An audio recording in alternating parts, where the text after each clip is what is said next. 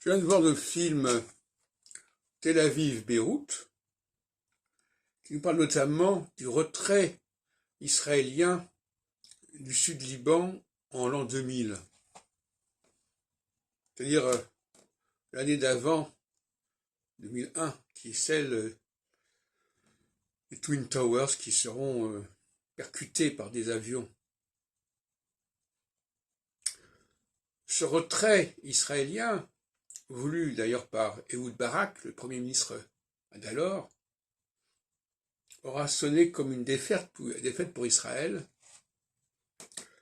Et c'est intéressant parce que en 1973, 27 ans plus tôt, il y a eu aussi une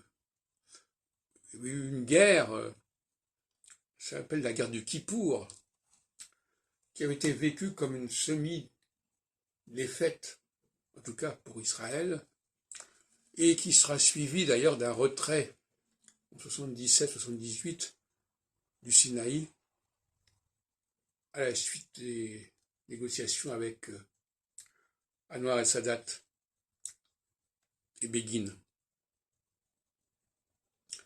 Astrologiquement, nous avons là deux dates qui sont marquées par la solsticialité.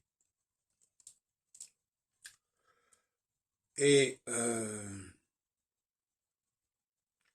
solsticialité, nous la connaissions également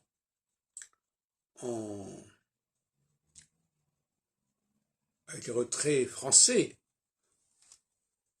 de Tunisie en 1956, c'est-à-dire 15 ans plus tôt, «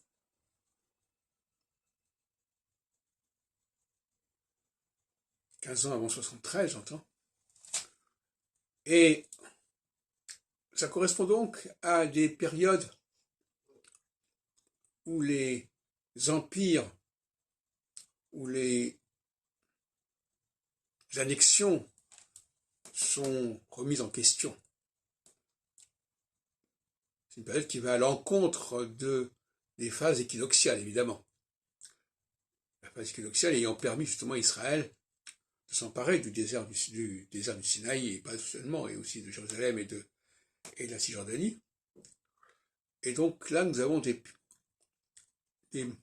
équinoxialités qui permettent à Israël d'avancer, et la solsticialité qui conduit Israël à reculer.